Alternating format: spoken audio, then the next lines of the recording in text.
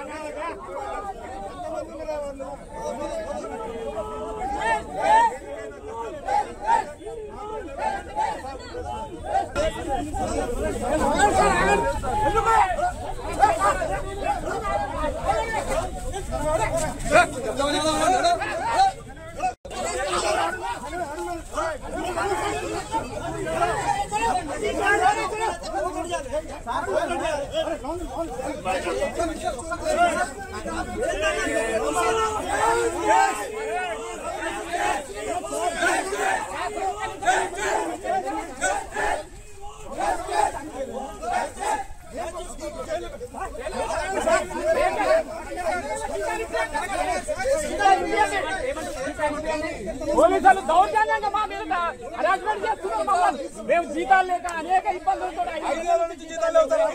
జీతాలు లేవని చెప్పి ప్రభుత్వం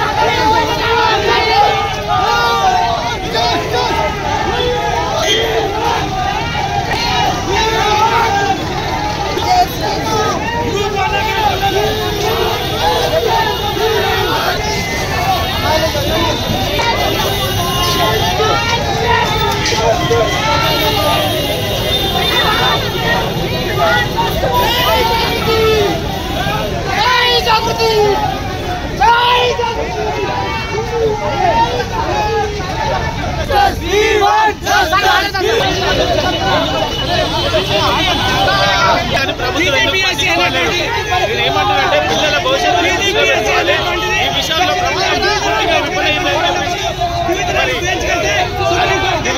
నేనే చేస్తామని మోసం చేసి మరి ఈరోజు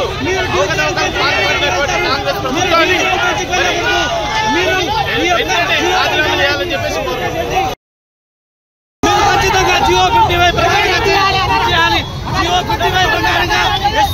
బీసీ మైనారిటీలకు న్యాయం జరిగే విధంగా మీరు వెంటనే రద్దు చేసి నోటిఫికేషన్ ఇవ్వాలి.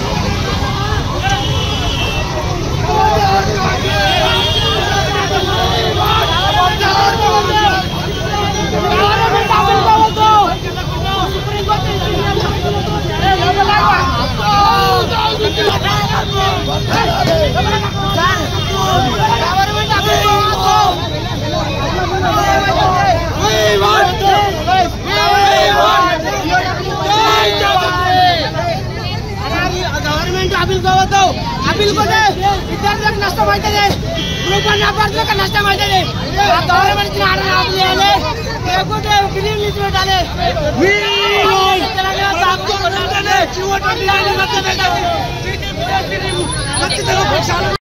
జీతాలు వచ్చేంత వరకు ఈ పోరాటం ఇంకెంత ఉద్ధతం చేస్తాం.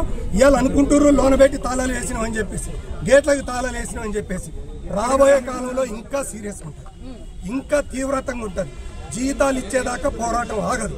Contract medical and health department లో ఇలా 5 నెలల నుంచి కాంట్రాక్ట్ అండ్ అవుట్ సోర్సింగ్ వర్కర్లకు జీతాలు లేవు. రేవంత్ రెడ్డి గారు, మీరు ఎన్నో హామీలు ఇచ్చి అధికారంలోకి వచ్చినారు. మీరు ఇచ్చిన హామీలన్నీ ఎప్పుడో బురదలో దొక్కేసిర్రు. కనీసం ఇచ్చిన జీతాలన్నీ ఇవ్వండి. సిగ్గుసేని మాట ఎందుకమ్మా? డబ్బులు లేని మాట ఎందుకంటారు? మీరు అధికారంలోకి వచ్చినప్పుడు తెలియదు ఈ రాష్ట్రాన్ని ఎట్ట పరిపాలించాలని చెప్పేసి లేనిపోయిన ఉపన్యాసాలన్నీ ఇచ్చేసి పోయిన ప్రభుత్వాలు ఎట్టిచ్చిన జీతాలు, పెద్ద పెద్ద జీతాలు ఎట్టొస్తున్నాయి? వీళ్ళ దొరికినారు. పేదవాళ్ళు వీళ్ళ జీతాలు హైయెస్ట్ జీతాలు 19,000 అమ్మా, 11,000, 11,000, 13,000, 19,000 డిఫరెంట్ ఉంటది. ఎవరికైనా 50,000-60,000 లేవు కాంట్రాక్ట్ అండ్ అవుట్ సోర్సింగ్ ఉద్యోగులకు. చాలా చిన్న జీతగాళ్ళు. వీళ్ళకి జీతాలు ఇవ్వడానికి డబ్బులు లేవనడానికి సిగ్గుండొద్దు. నోటితోటి మాట్లాడటానికి ఏం మాట్లాడుతుంది గవర్నమెంట్? ఎంత అన్యాయం! మీరేమో మేనిఫెస్టోలో జీతాలు పెంచుతానని చెప్పారు.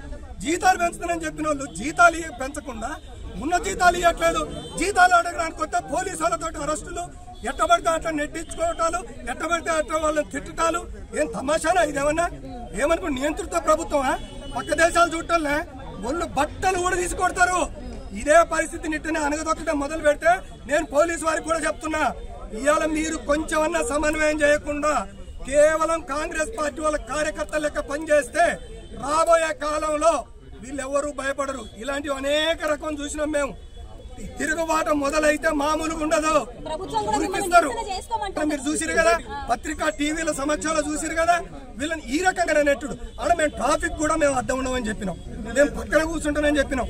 బ్యానర్లు పట్టుకొని ప్లే కార్డులు పెట్టుకుంటే వచ్చే అధికారులు పోయే అధికారులు దాన్ని చూసైనా కొంత చలనం వస్తుందేమో అని చెప్పేసి బాధపడతాం. అంతేకాని ఏమైనా తుపాకులు పట్టుకొని వచ్చిర్రా, తన కట్టెలు పట్టుకొని వచ్చిర్రా?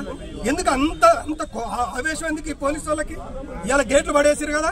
రాబోయే కాలంలో మేము కూడా ఇదే పద్ధతి, అంటే మర్యాద పనికిరాదన్నట్టు, ప్రజాస్వామ్యాన్ని మీరు గౌరవించరన్నట్టు. అంటే వీళ్ళు కూడా నేర్చుకోవాలి, కొత్త పద్ధతులు నేర్చుకొని సమస్యల పరిష్కారానికి ఏ పద్ధతుల్లో పోవాలో అనేది కొత్తగా ఈ పోలీసు వ్యవస్థ నేర్చుకున్నారు.